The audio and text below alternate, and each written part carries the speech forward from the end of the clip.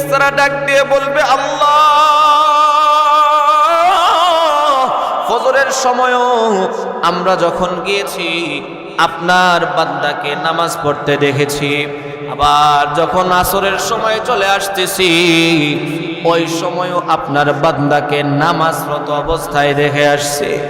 ও মুসলমান, এই কথাগুলো কাদের ক্ষেত্রে বলবেন? যাদের ফরজ নামাজ, যাদের ফজরের নামাজ এবং আসরের নামাজ মসজিদে এসে জামাতের সাথে আদায় করে, আর যারা ফজরেও নাই, জোহরেও নাই, আসরেও নাই, মাগরিবেও নাই, এশায়ও নাই, ওই বান্দাদের ব্যাপারে ফেরেশতারা প্রত্যেক দিন খারাপ রিপোর্ট দিতেছে, আল্লাহ, আপনার অমুক বান্দাকে আমরা নামাজ পড়তে দেখি নাই। মুসলমান ভাইরা, আমার বান্দার দৈনন্দিনের রিপোর্ট 2 বার আল্লাহর কাছে পেশ করা হয়। এটাকে বলা হয় রফাই ইয়াউমিন। 2 নাম্বার হলো রফাই উসবুআইন, সাপ্তাহিক রিপোর্ট। আল্লাহর রাসূল সাল্লাল্লাহু আলাইহি ওয়াসাল্লাম বলেন, বান্দার সাপ্তাহিক রিপোর্টটা প্রত্যেক বৃহস্পতিবার আর সোমবার বান্দার আমল নামা আল্লাহর কাছে পেশ করা হয়। আল্লাহর রাসূল প্রত্যেক সোমবার আর বৃহস্পতিবার রোজা রাখতেন। এর কারণ জিজ্ঞাসা করলে আল্লাহর রাসূল সাল্লাল্লাহু আলাইহি ওয়াসাল্লাম বলেছেন, আমি প্রত্যেক সোমবার আর বৃহস্পতিবার এই কারণে রোজা রাখি যে প্রত্যেক সোমবার আর বৃহস্পতিবার বান্দার আমল নামা আল্লাহর কাছে পেশ করা হয়। এটাকে বলা হয় সাপ্তাহিক রিপোর্ট। আরেকটা হলো রফাই সানাবিয়ুন, বাৎসরিক রিপোর্ট।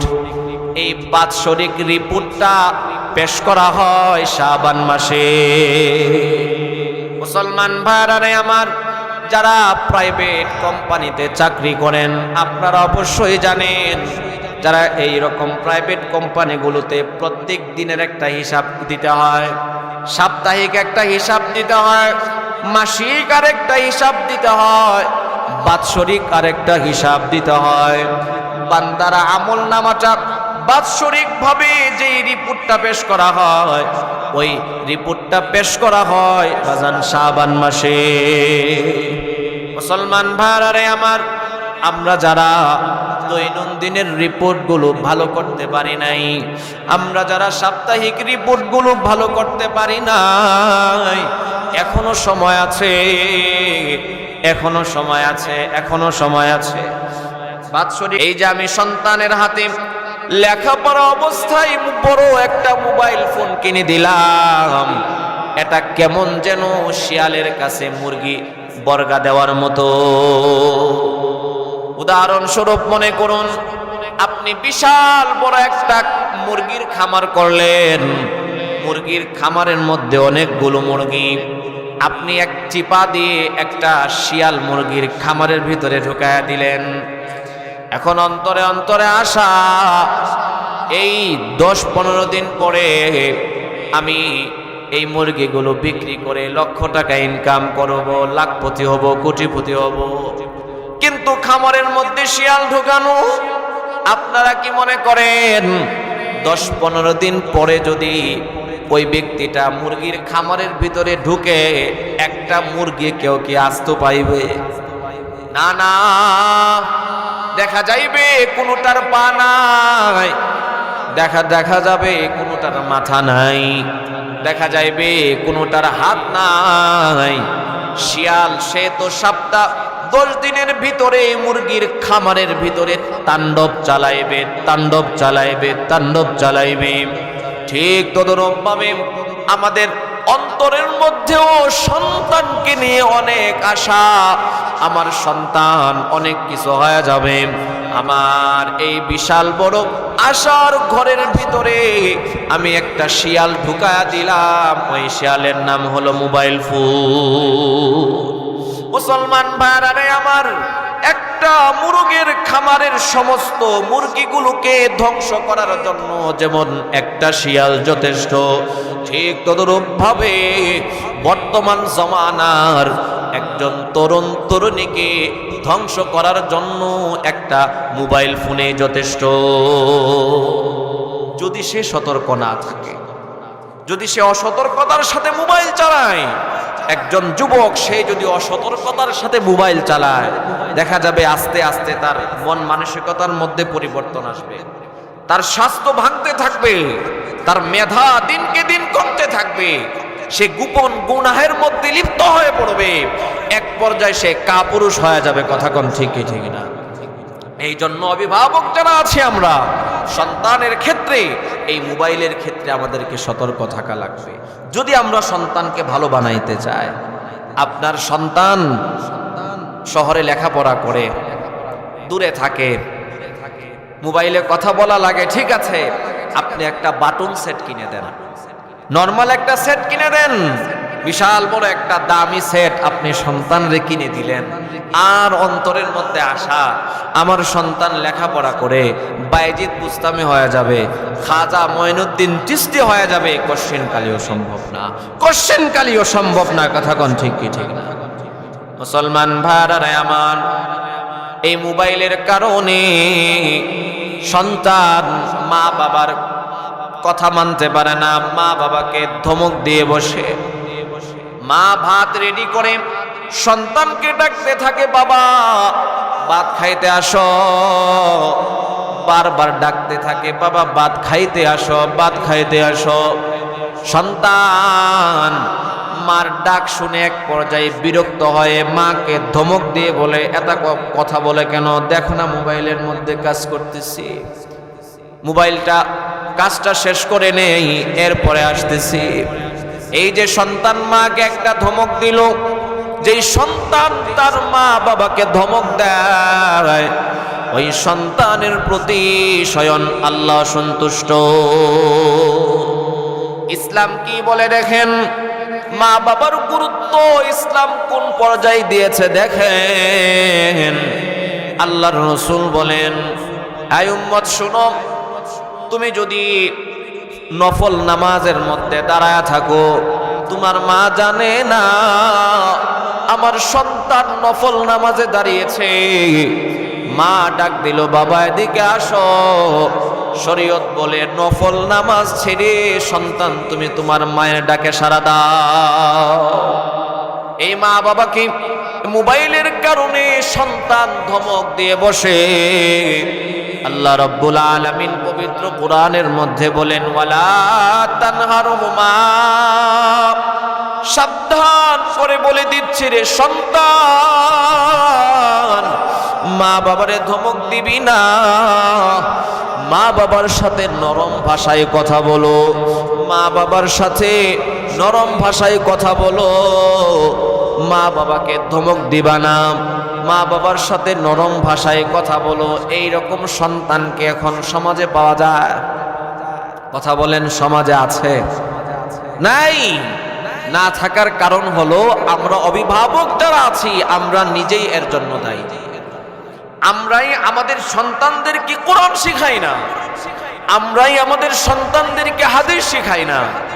মা বাবার সাথে একজন সন্তান কিভাবে আচরণ করবে, একজন সন্তান সে তার ভাইয়ের সাথে কিভাবে আচরণ করবে, বোনের সাথে কিভাবে আচরণ করবে, মই মুরব্বীদের সাথে কিভাবে আচরণ করবে, পাড়া প্রতিবেশীর সাথে কিভাবে আচরণ করবে, একজন উস্তাদের সাথে কিভাবে আচরণ করবে, একজন ইমামের সাথে কিভাবে আচরণ করবে, এই সব কিছু শিক্ষা কোরআন হাদিসের মধ্যে আছে। আমরা তো আমাদের সন্তানদেরকে কোরআনেই শিখাই নাই, যার কারণে আমাদের সন্তান আজকে আমাদের কথা শুনে না। আমরা ছোটকালেই সন্তান যখন একটু বড় হয়, সেই প্রাইভেট কোচিং স্কুল নিয়ে মাথা গরম। সন্তানকে যে প্র্যাকটিক্যাল আদব শিখাইতে হবে, কিভাবে কার সাথে সে লেনদেন করবে, তার মুআমালাটা কেমন হবে, এগুলো আমরা আমাদের সন্তানকে শেখাই না। এই শিক্ষাগুলো, ধর্মীয় শিক্ষাগুলো এই মাদ্রাসাগুলোতে দেওয়া হয়।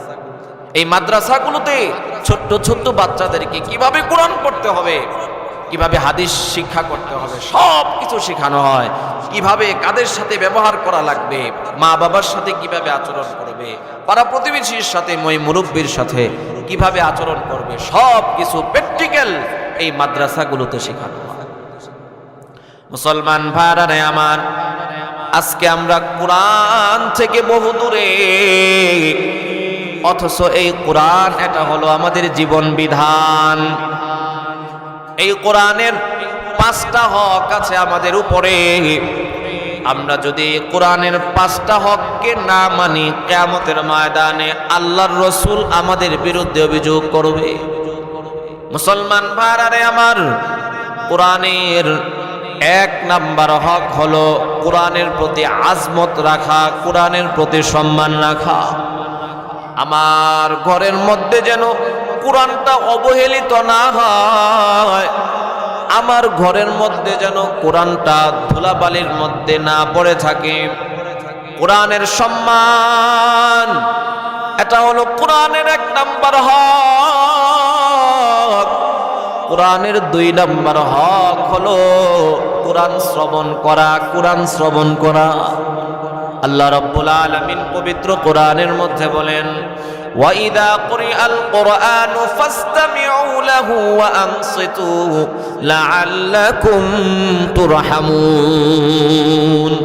আল্লাহ রাব্বুল আলামিন ডাক দিয়ে বলেন, বান্দা, যখন আমি আল্লাহর কোরআন তেলাওয়াত করা হয়, তখন তোমরা চুপ থাকো এবং মনোযোগ সহকারে কোরআন শ্রবণ করো।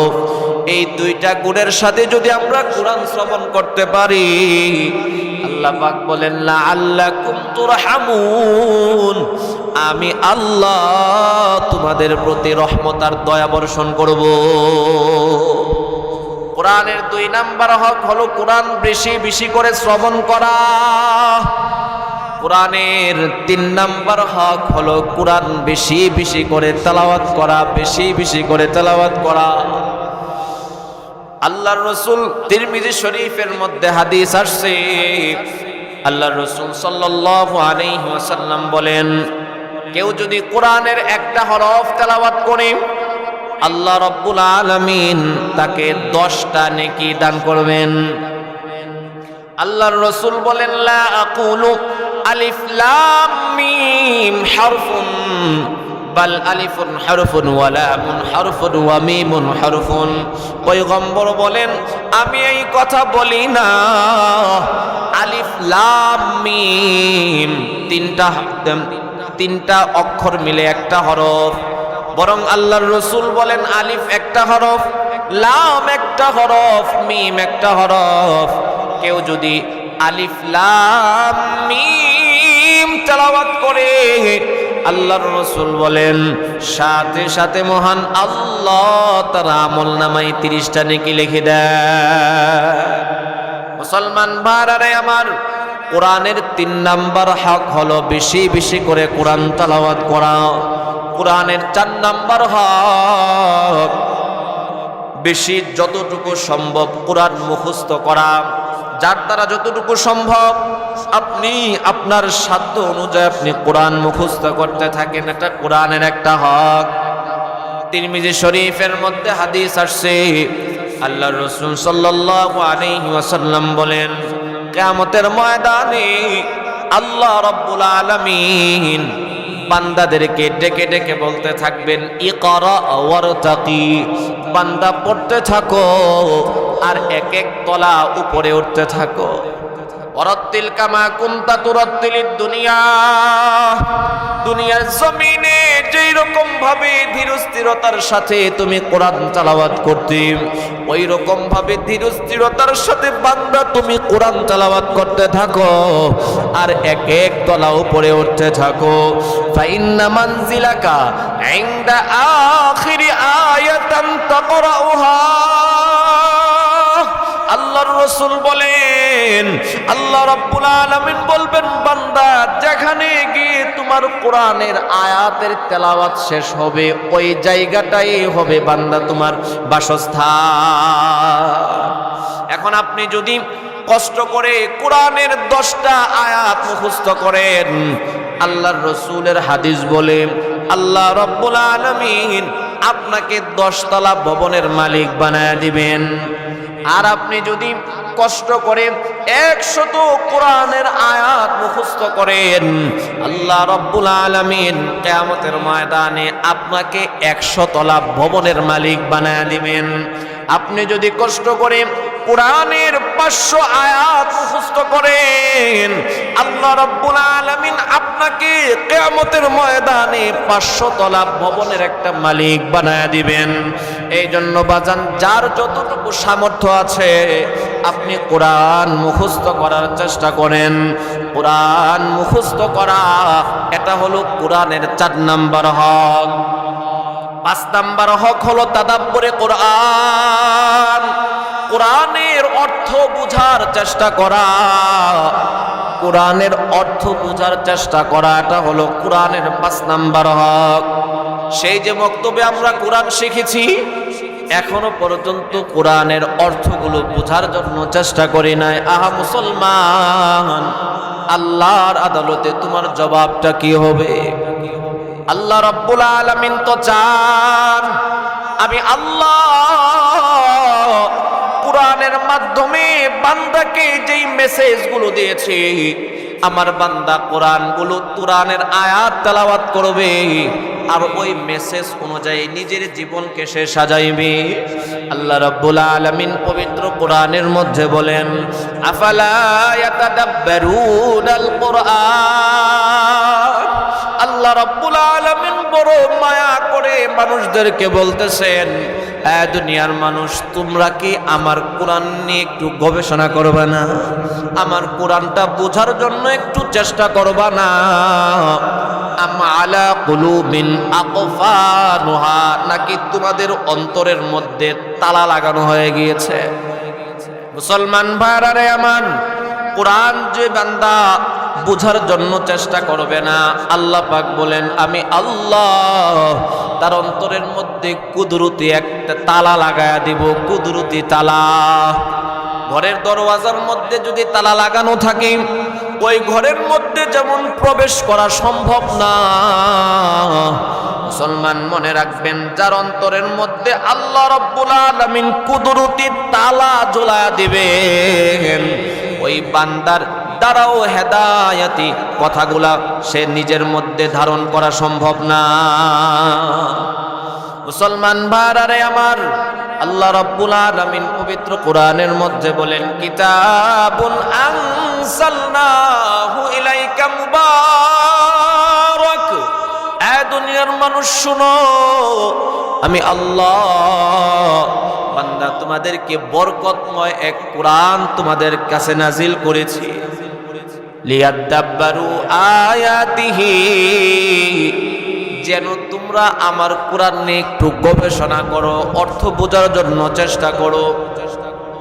কিতাবুন আনজালনাহু ইলাইকা মুবারাক লিয়াদাব্বারু আয়াতিহি ওয়া লিয়াতাযাক্কারা উলুল আলবাব।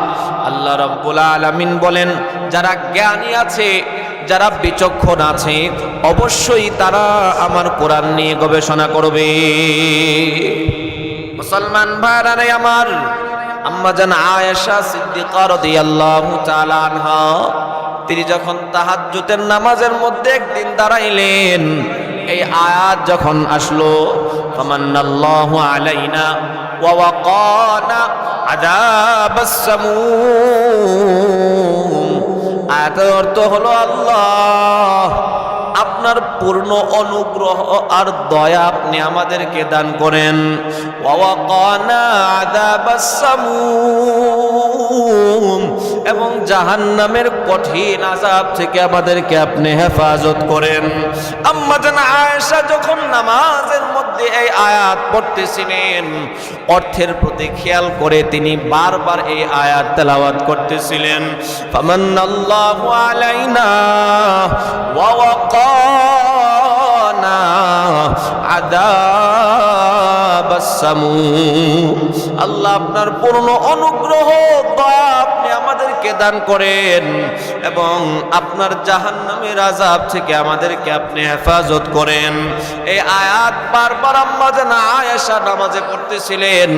এই আয়াত তেলাওয়াত করতে করতে চোখের পানি ছাড়তে ছাড়তে পুরা রাত্র কাটায়া দিয়েছে। ইমামে আজম আবু হানিফা রাহমাতুল্লাহি আলাইহি তাহাজ্জুদের নামাজের মধ্যে দাঁড়াইলেন। যখন এই আয়াত আসলো, ওয়ামতাজুল ইয়াউমা আইয়ুহাল মুজরিমুন,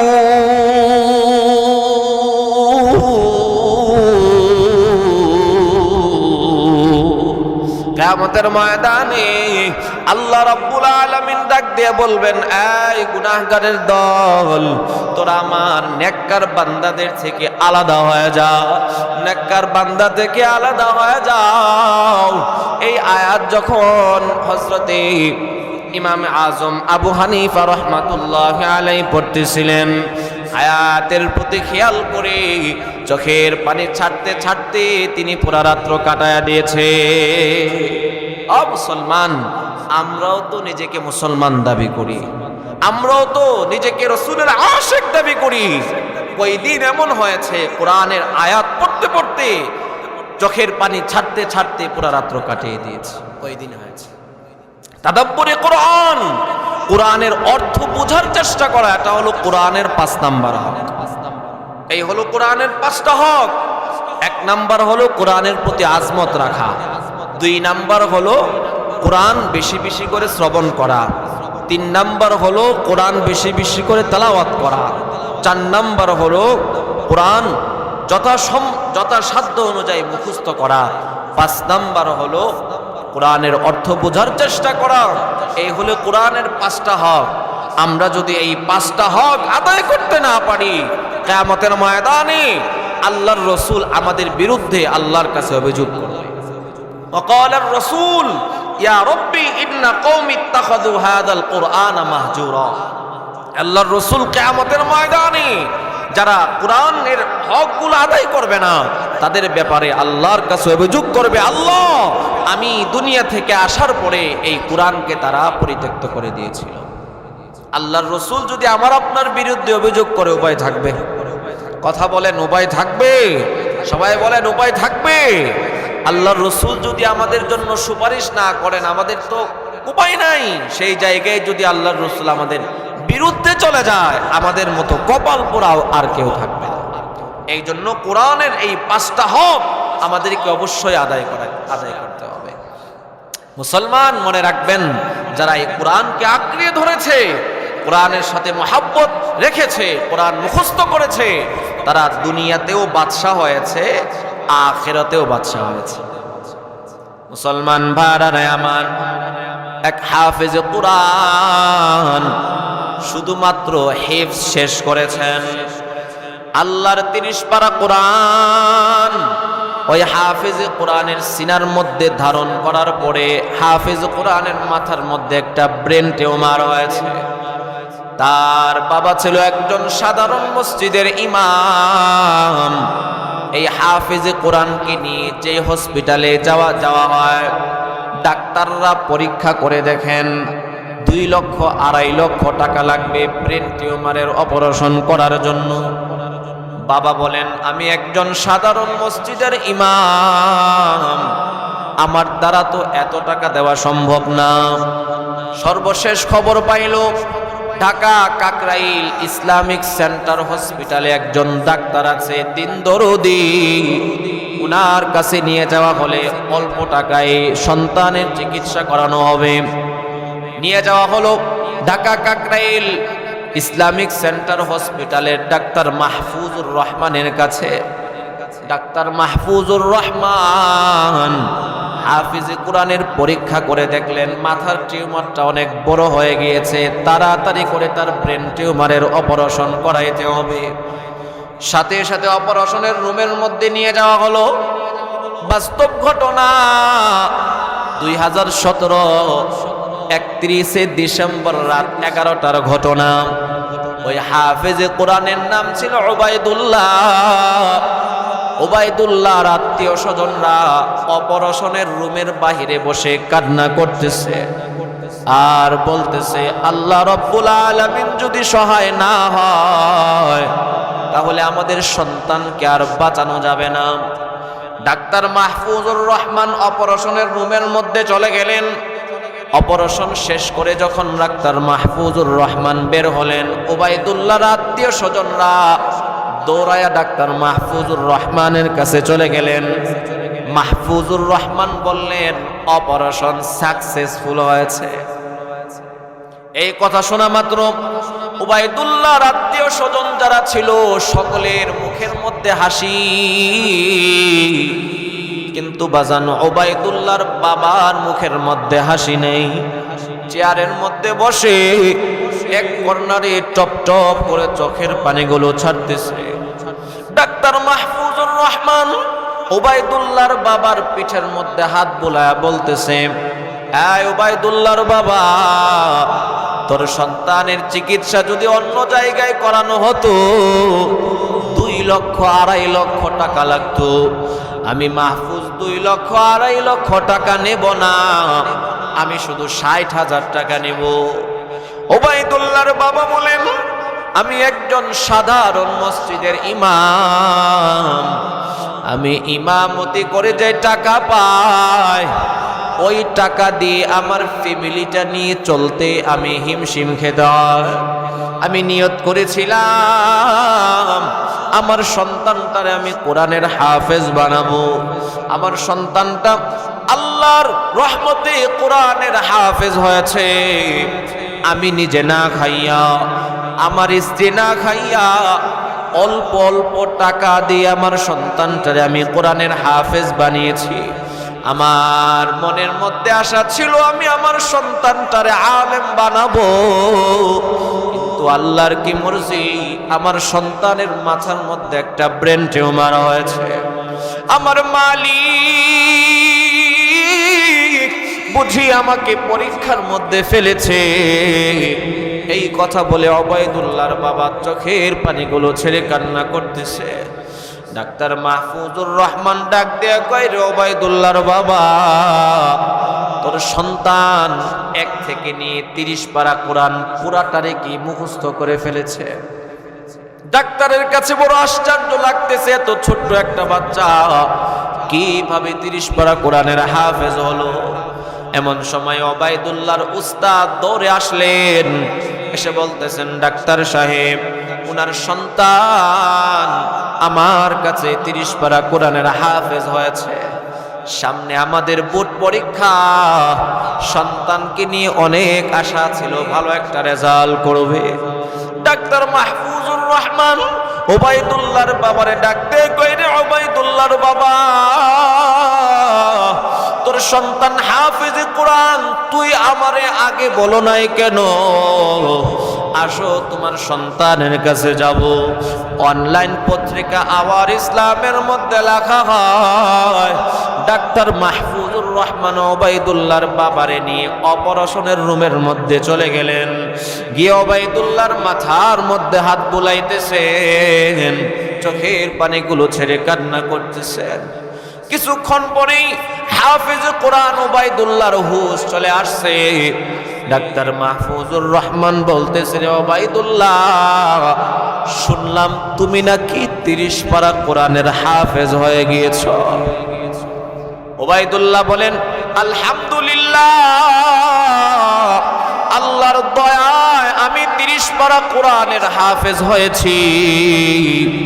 এই কথা বলার পরে ডাক্তার মাহফুজুর রহমান চোখের পানিগুলো ছাড়তে আরম্ভ করে দিলেন। বসা থেকে দাঁড়ায় গেলেন, ডাক দিয়ে বলতেছে, উবাইদুল্লাহ, তুমি কি জানো কাল কিয়ামতের কঠিন ময়দানে তুমি কয়জন জাহান্নামীকে সুপারিশ করে জান্নাতে নিতে পারবা?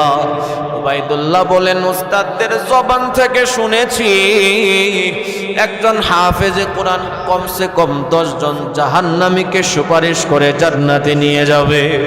ও ডাক্তার মাহফুজুর রহমান ডাক দিয়ে কয়, রে উবাইদুল্লাহ, তোর হাতটা আমার হাতের সাথে দে। ডাক দিয়ে কয়, রে উবাইদুল্লাহ, কাল কিয়ামতের কঠিন ময়দানে আল্লাহ রাব্বুল আলামিন যদি তোমাকে 10 জন জাহান্নামীকে সুপারিশ করে জান্নাতে নেওয়ার অধিকারটা দিয়া দেয়, যেই দিন আমার বাবা আমারে চিনবে না, যেই দিন আমার মা আমারে চিনবে না, যেই দিন আমার ভাই বেরাদর, আত্মীয় স্বজন, পাড়া প্রতিবেশী, সন্তান কেউ আমারে চিনবে না, ওই দিনকে ওবাইদুল্লাহ তুমি আমি মাহফুজের কথা মনে রাখবা। ওই দিন কিন্তু বাবা আমি মাহফুজ।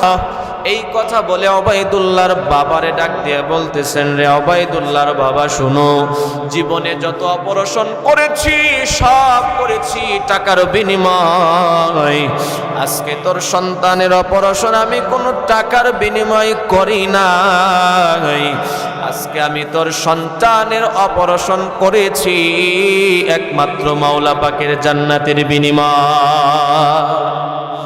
মুসলমান ভাইরা আমার, যারা এই কোরআনকে আঁকড়িয়ে ধরেছে তারা দুনিয়ারও বাদশাহ, আখিরাতেরও বাদশাহ। এই জন্য আমরা আমাদের সন্তানদেরকে কোরআন শিখাইব তো ইনশাআল্লাহ। আগে নিজে শেখার চেষ্টা করেন, এরপরে সন্তানদেরকেও কোরআন শেখানোর চেষ্টা করেন। আল্লাহ রাব্বুল আলামিন বলেন, ইয়া আইয়ুহাল্লাযীনা আমানু কু আনফুসাকুম ওয়া আহলিকুম নারা। হে ঈমানদারগণ, তোমরা নিজেরা জাহান্নামের আগুন থেকে বাঁচো এবং তোমাদের পরিবার পরিজন যারা আছে এদেরকেও জাহান্নামের আগুন থেকে বাঁচাও। নিজে জাহান্নামের আগুন থেকে বাঁচার জন্য কোরআন শিখব, আমাদের সন্তানদেরকে জাহান্নামের আগুন থেকে বাঁচানোর জন্য কোরআন শিখাইব। রাজি আছি তো ইনশাআল্লাহ? সবাই বলেন, আরো জোরে বলেন। নিজে কোরআন শিখেন, সন্তানকে শিখান। তা না হলে এই যে আপনি লক্ষ কোটি টাকা দিয়ে সন্তানের জন্য বিভিন্ন ডিগ্রির ব্যবস্থা করে দিলেন, কিন্তু সন্তানরে কোরআন শিখাইলেন না, কিয়ামতের ময়দানে এই সন্তান আপনার বিরুদ্ধে আল্লাহর কাছে অভিযোগ করবে। আল্লাহর কাছে বলবে, ক্বালু রাব্বানা ইন্না আতানা সাদাতানা ওয়া কুবারানা ফাদাল্লুনাস সাবিলা। সন্তান ডাক দিয়ে বলবে, আল্লাহ, আমার আব্বা আম্মা, আমার বড়রা, আমার অভিভাবকরা আমাকে কোরআন শেখায় নাই, আমাকে দ্বীন শেখায় নাই, তারা আমাকে ভুল রাস্তায় পরিচালিত করেছে, যার কারণে আমি পথভ্রষ্ট হয়ে গিয়েছি, ক্ষতিগ্রস্ত হয়েছি। সুতরাং যেই বাবা মায়ের জন্য আমি ক্ষতিগ্রস্ত হয়েছি, যেই বাবা মা আমাকে দ্বীন শেখায় নাই, কোরআন শেখায় নাই, ওই বাবা মাকে আপনি ডাবল শাস্তি দেন। কে অভিযোগ করবে? সন্তান আল্লাহর কাছে অভিযোগ করবে, আল্লাহ, আমার আব্বা আম্মা আমাকে কোরআন শেখায় নাই, তাদেরকে শাস্তি দেন। ওই অভিযোগে যেন আমরা অভিযুক্ত না হয়, এই জন্য আমাদের দায়িত্ব নিজে কোরআন শিখবো, সন্তানদেরকে কোরআন শেখাইবো। পারবো তো ইনশাআল্লাহ? মুসলমান ভাইরা আমার, বলতেছিলাম আসবাবে গুনাহ, গুনাহের যত উপকরণগুলো আছে সমস্ত উপকরণগুলো থেকে বেঁচে থাকা। যে বন্ধু বান্ধবদের সাথে চললে গুনাহের আশঙ্কা আছে, ওই বন্ধু বান্ধবদের থেকেও আমাদেরকে দূরে থাকতে হবে। আল্লাহর রাসূল সাল্লাল্লাহু আলাইহি ওয়াসাল্লাম বলেন, লা তুসাহিব ইল্লা মুমিনা। এই দুনিয়ার মুমিন শুনো, মুমিন ব্যতীত, মুত্তাকি ব্যতীত অন্য কাউকে তুমি বন্ধুরূপে গ্রহণ করবা না। এটা আমাদের সকলের জন্য নির্দেশ। যাদের বয়স 10 বৎসর, যাদের বয়স 20 বৎসর, 30 বৎসর, 40 বৎসর, 50 বৎসর, সকলের জন্য রাসূলের নির্দেশ, মুত্তাকি ব্যতীত কাউকে বন্ধুরূপে গ্রহণ করা যাবে না। যে ব্যক্তি সারাদিন মোবাইল নিয়ে ব্যস্ত, যে ব্যক্তি সুদ ঘুষ নিয়ে ব্যস্ত, মানুষের উপরে জুলুম করা নিয়ে ব্যস্ত, আল্লাহর রাসূল বলেন, রে সাবধান, তাকে তুমি বন্ধুরূপে গ্রহণ করবা না। ওয়ালা ইয়াকুল তাআমাকা ইল্লা তাকিয়ুন। এমন কি মুত্তাকি ব্যতীত কেউ যেন তোমার বাড়িতে খাবার খাইতেও না আসে। কারণ খারাপ মানুষের সাথে যদি আপনার উঠা বসা হয়, তাহলে তো আপনারও খারাপ হওয়ার সম্ভাবনা আছে। আল্লাহর রাসূল বলেন আল মারউ আলা দীনি খলিলি, একজন বন্ধু তার বন্ধুর আদর্শে গড়ে উঠবে। আপনার বন্ধু যদি সুদখোর আর ঘুষখোর হয়, আপনার বন্ধু যদি বেনামাজি হয়, আপনারও সুদখোর ঘুষখোর বেনামাজি হইতে মনে চাইবে। আর আপনার বন্ধু যদি নামাজি হয়, আপনার বন্ধু যদি মুত্তাকি হয়, আপনার বন্ধু যদি পরহেজগার হয়, তাহলে আপনারও মুত্তাকি হতে মনে চাইবে, আল্লাহওয়ালা হতে মনে চাইবে, দিনদার পরহেজগার হতে মনে চাইবে। এই জন্য আল্লাহর রাসূল বলেন ফালিয়ানদুর আহাদুকুম মাইয়ুখালি, সুতরাং তুমি কাকে বন্ধুরূপে গ্রহণ করতেছো আগে তাকে একটু যাচাই করো।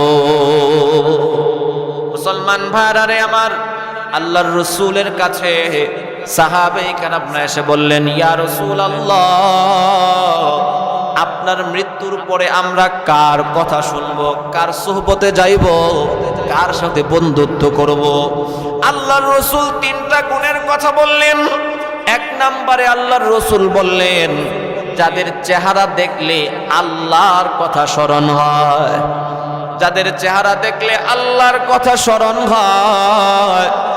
দুই নাম্বার, যাদের আমল দেখলে নিজেরও আমল করার স্পৃহা অন্তরে বাড়তে থাকে। তিন নাম্বার, যাদের কথা শুনলে ওয়াজাদাহু বিল ঈমানি মানতিকুহু, যাদের কথা শুনলে ঈমান বাড়তে থাকে। এই তিন গুণ যার মধ্যে থাকবে, চেহারা দেখলে আল্লাহর কথা স্মরণ হয়, আমল দেখলে নিজেরও আমল করার স্পৃহা বাড়ে, কথা শুনলে ঈমান বাড়তে থাকে। এই তিন গুণ যার মধ্যে থাকবে, পয়গম্বর বলেন তোমরা তাদের কথা শুনবা, তাদের সোহবতে গিয়ে বসবা, তাদের সাথে বন্ধুত্ব করবা। মুসলমান ভাইরা আমার, এই জন্য আমাদেরকে গুনাহ থেকে বেঁচে থাকতে হবে এবং আসবাবে গুনাহ যেগুলো আছে, গুনাহের উপকরণগুলো থেকেও আমাদেরকে বেঁচে থাকতে হবে। তো বলতেছিলাম, মানুষ যে অসুস্থ হয়ে যায়, 7 নাম্বার কারণ হলো অশ্লীলতা, গুনাহ। বান্দা যখন গুনাহ করে, আল্লাহ রাব্বুল আলামিনের বিভিন্ন বিপদ মুসিবতে বান্দা পাকড়াও হয়। মুসলমান ভাইরা আমার, এই যে এখন শাবান মাস চলতেছে, আল্লাহ রাব্বুল আলামিন এই শাবান মাসের পরে আমাদের জন্য হাদিয়া স্বরূপ রমজান মাস দিয়েছেন। রমজান মাস এটা হলো আল্লাহ রাব্বুল আলামিন মানুষকে যে সৃষ্টির মূল সৃষ্টি যে উদ্দেশ্যে করেছেন, ওই সৃষ্টির মূল উদ্দেশ্যে পৌঁছানোর জন্য আল্লাহ রাব্বুল আলামিন আমাদেরকে রমজান মাস দেন। এই রমজান মাসের আগের মাস হলো শাবান মাস। এই শাবান মাসেও আল্লাহর রাসূল সাল্লাল্লাহু আলাইহি ওয়াসাল্লাম তিনি অনেক ইবাদত বন্দেগী করতেন। তন্মধ্য থেকে এক নাম্বার হলো আল্লাহর রাসূল সাল্লাল্লাহু আলাইহি ওয়াসাল্লাম এই শাবান মাসে বেশি বেশি করে রোজা রাখতেন। হযরতে উসামা রাদিয়াল্লাহু তাআলা আনহু আল্লাহর রাসূল সাল্লাল্লাহু আলাইহি ওয়াসাল্লামকে বললেন, ইয়া রাসূলুল্লাহ, আপনি এই শাবান মাসে এত বেশি রোজা রাখেন কেন? অন্য মাসে তো এত রোজা রাখতে দেখি না, শাবান মাসে আপনি বেশি রোজা রাখেন কেন? আল্লাহর রাসূল সাল্লাল্লাহু আলাইহি ওয়াসাল্লাম তখন 2টা কারণ বললেন। কয়টা কারণ? 2টা কারণ। এক নাম্বার কারণ হলো আল্লাহর রাসূল বলেন শাবান মাস হলো এমন একটা মাস যেই মাসের মধ্যে মানুষ বেশি গাফেল থাকে।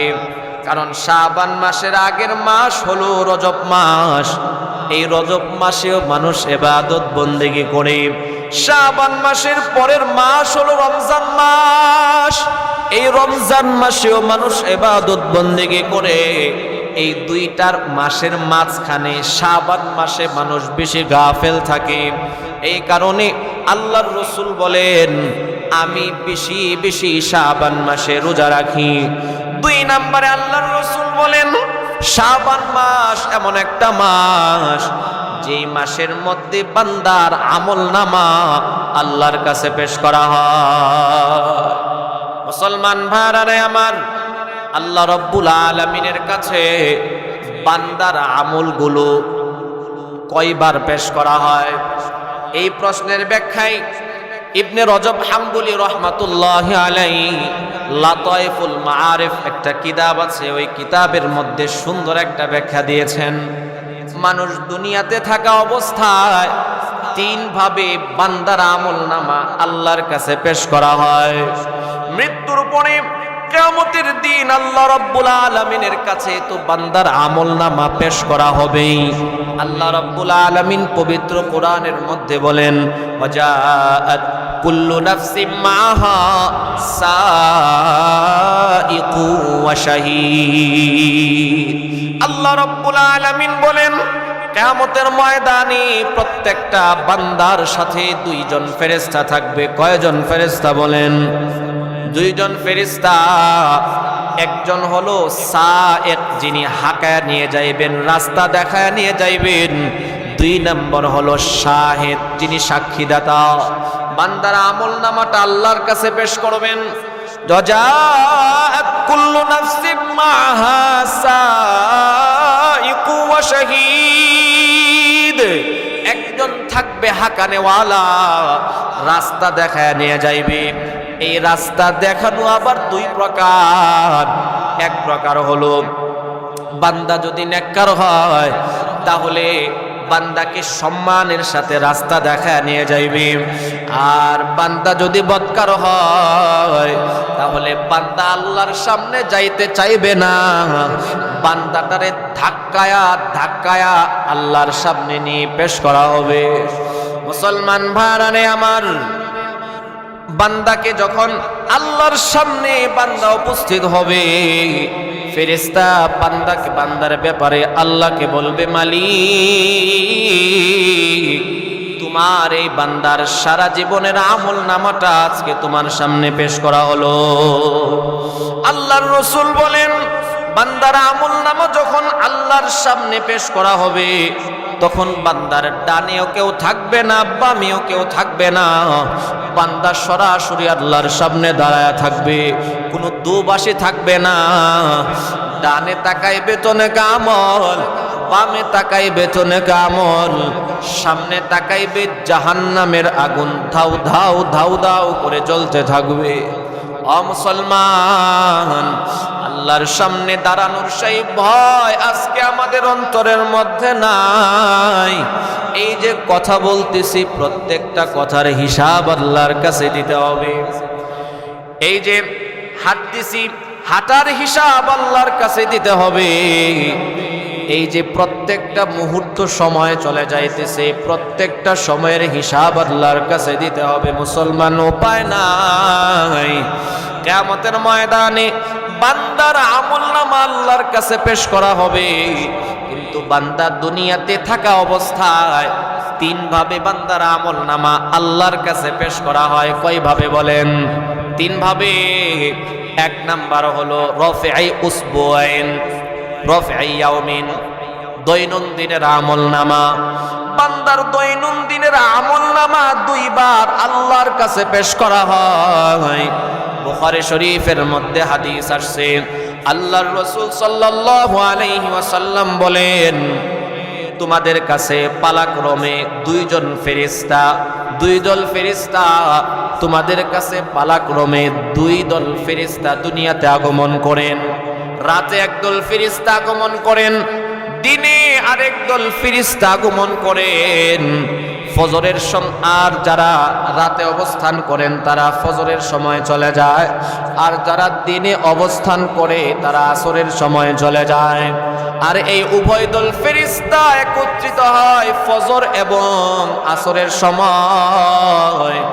বান্দা যখন বান্দার আমলনামাগুলো দেখে রিপোর্ট নিয়ে ফেরেশতারা যখন আল্লাহ রাব্বুল আলামিনের সামনে উপস্থিত হয়, আল্লাহ রাব্বুল আলামিন জানা সত্ত্বেও ডাক দিয়ে বলেন, কাইফা তারাকতুম ইবাদি,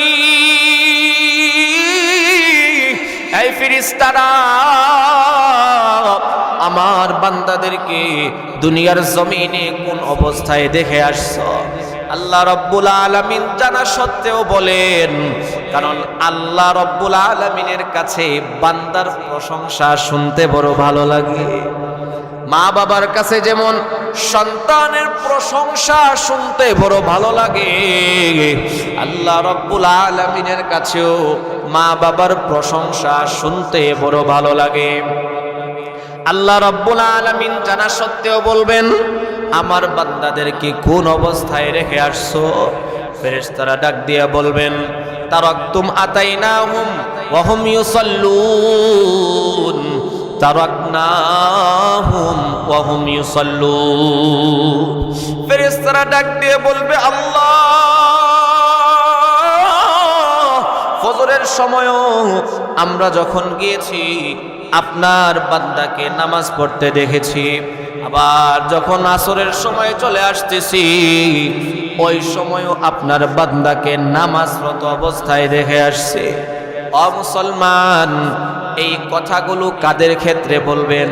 যাদের ফরজ নামাজ, যাদের ফজরের নামাজ এবং আসরের নামাজ মসজিদে এসে জামাতের সাথে আদায় করে, আর যারা ফজরেও নাই, জোহরেও নাই, আসরেও নাই, মাগরিবেও নাই, এশায়ও নাই, ওই বান্দাদের ব্যাপারে ফেরেশতারা প্রত্যেক দিন খারাপ রিপোর্ট দিতেছে, আল্লাহ আপনার অমুক বান্দাকে আমরা নামাজ পড়তে দেখি নাই। মুসলমান ভাইরা আমার, বান্দার দৈনন্দিনের রিপোর্ট দুইবার আল্লাহর কাছে পেশ করা হয়। এটাকে বলা হয় রফাই ইয়াউমিন। দুই নাম্বার হলো রফাই উসবুআইন, সাপ্তাহিক রিপোর্ট। আল্লাহর রাসূল সাল্লাল্লাহু আলাইহি ওয়াসাল্লাম বলেন, বান্দার সাপ্তাহিক রিপোর্টটা প্রত্যেক বৃহস্পতিবার আর সোমবার বান্দার আমল নামা আল্লাহর কাছে পেশ করা হয়। আল্লাহর রাসূল প্রত্যেক সোমবার আর বৃহস্পতিবার রোজা রাখতেন। এর কারণ জিজ্ঞাসা করলে আল্লাহর রাসূল সাল্লাল্লাহু আলাইহি ওয়াসাল্লাম বলেছেন, আমি প্রত্যেক সোমবার আর বৃহস্পতিবার এই কারণে রোজা রাখি যে প্রত্যেক সোমবার আর বৃহস্পতিবার বান্দার আমল নামা আল্লাহর কাছে পেশ করা হয়। এটাকে বলা হয় সাপ্তাহিক রিপোর্ট। আরেকটা হলো রফাই সানাবিয়ুন, বাৎসরিক রিপোর্ট। এই বাৎসরিক রিপোর্টটা পেশ করা হয় শাবান মাসে। মুসলমান ভাইরা আমার, যারা প্রাইভেট কোম্পানিতে চাকরি করেন আপনারা অবশ্যই জানেন, যারা এই রকম প্রাইভেট কোম্পানিগুলোতে প্রত্যেক দিনের একটা হিসাব দিতে হয়, সাপ্তাহিক একটা হিসাব দিতে হয়, মাসিক আরেকটা হিসাব দিতে হয়, বাৎসরিক আরেকটা হিসাব দিতে হয়। বান্দারা আমল নামাটা বাৎসরিক ভাবে যে রিপোর্টটা পেশ করা হয়, ওই রিপোর্টটা পেশ করা হয় বাজান শাবান মাসে। মুসলমান ভাইরা আমার, আমরা যারা দৈনন্দিনের রিপোর্টগুলো ভালো করতে পারি নাই, আমরা যারা সাপ্তাহিক রিপোর্টগুলো ভালো করতে পারি নাই, এখনো সময় আছে, এখনো সময় আছে, এখনো সময় আছে। বাৎসরিক রিপোর্টটা আল্লাহর কাছে পেশ করার আগে আমরা আমাদের জীবনের গুনাহ খাতাগুলো আল্লাহর কাছে তওবার মাধ্যমে মাফ করায়া নেই, আল্লাহর কাছে কান্নাকাটির মাধ্যমে, চোখের পানির মাধ্যমে মাফ করায়া নেই। আমরা যদি আমাদের বাৎসরিক রিপোর্টটা ভালো করতে পারি, আশা করা যায় আমাদের দৈনন্দিনের রিপোর্ট, সাপ্তাহিক রিপোর্ট আল্লাহ পাক ভালো বানায় দিবে। আল্লাহ রাব্বুল আলামিন পবিত্র কোরআনের মধ্যে বলেন, ফাআম্মা মান তাবা ওয়া আমানা ওয়া আমিলা সলিহা, যে ব্যক্তি তাওবা করবে, ঈমান আনবে, নেক আমল করবে, ফাউলাইকা ইউবাদদিলুল্লাহু সাইয়্যাতিহিম হাসানাত। আল্লাহ পাক বলেন, আমি আল্লাহ বান্দার গুনাহ খাতাগুলোকে নেকের দ্বারা পরিবর্তন করে দিব।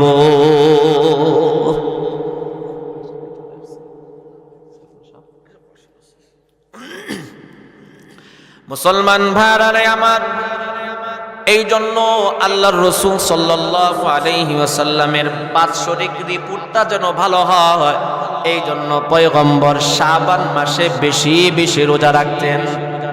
আমরাও চেষ্টা করব শাবান মাসে বেশি বেশি করে রোজা রাখার জন্য। আমরা তো রমজান মাসে ফরজ রোজাগুলো রাখবই, পাশাপাশি যদি নফল রোজাগুলো এখন থেকে শাবানে কয়েকটা রোজা রাখতে পারি, তাহলে এটা আমাদের রমজানের রোজাগুলো রাখার ক্ষেত্রে সহায়ক হবে। উদাহরণস্বরূপ মনে করুন, আপনি একটা পুরাতন গাড়ি, অনেক দিন যাবত ইঞ্জিনটা বন্ধ হয়ে আছে, স্টার্ট দিলেন, দেখবেন প্রথম স্টার্ট দিলে স্টার্ট নিবে না, কষ্ট করে স্টার্ট দিলেন, কিছুক্ষণ যাওয়ার পরে দেখবেন বন্ধ হয়ে যাবে। আবার স্টার্ট দিলেন, 10 হাত 20 হাত যাওয়ার পরে আবার বন্ধ হয়ে যাবে। আবার স্টার্ট দিলেন, দেখবেন এরপরে আর বন্ধ হবে না, একেবারে গন্তব্যস্থলে গিয়ে থামবে। ঠিক তদরূপভাবে বহু মুসলমান আমরা এমন আছি, ওই যে গত রমজানে 1 মাস রোজা রেখেছি, এই 1 বৎসরের ভিতরে আমরা একটা নফল রোজাও রাখি নাই। এইরকম মুসলমান আছে না নাই? এই যে সেই 1 বছর আগে রমজানে রোজা রাখলাম, এখনো পর্যন্ত একটা নফল রোজাও আর রাখে নাই। এখন হঠাৎ করে যদি রমজানের চাঁদ ওঠার পরে বান্দা রোজা রাখে, প্রথম দিন রোজা রাখার পরে দেখা যাবে 10টা 11টার সময় পেটের মধ্যে ক্ষুধা, 1টার সময় আর পারবে না, অনেক কষ্ট হবে। মনে মনে চিন্তা করে অনেকে, আজকে তো প্রথম দিন, অনেক কষ্ট হইতেছে, যাক একটা রোজা ভেঙ্গে ফেলি, এরপরে দেখা যাবে। এই যে একটা রোজা ভেঙ্গে ফেললো, সে কি পরিমাণ ক্ষতিগ্রস্ত হলো। আল্লাহর রাসূল বলেন, কেউ যদি একটা রোজা, রমজান মাসের একটা রোজা ভেঙ্গে ফেলে, আর যদি এই রোজার ফজিলত সে হাসিল করতে চায়, সারা জীবনও যদি রোজা রাখে, এরপরেও রমজান মাসের একটা রোজার ফজিলত সে হাসিল করতে পারবে না। তাহলে চিন্তা করেন, রমজানের এক একটা রোজার কত ফজিলত, সারা বছর রোজা রাখলেও একটা রোজার ফজিলত হাসিল হবে না। এই জন্য আমরা যেন রমজানের রোজাটা সুন্দরভাবে রাখতে পারি, এই জন্য সহায়ক হলো এই মাস থেকে প্রস্তুতিমূলক শাবানে কয়েকটা রোজা রাখা। আমরা ইনশাআল্লাহ সবাই নিয়ত করতে পারি না শাবানে কয়েকটা রোজা রাখবো। আল্লাহ পাক আমাদের সকলকে যেই কথাগুলো বলেছে আমল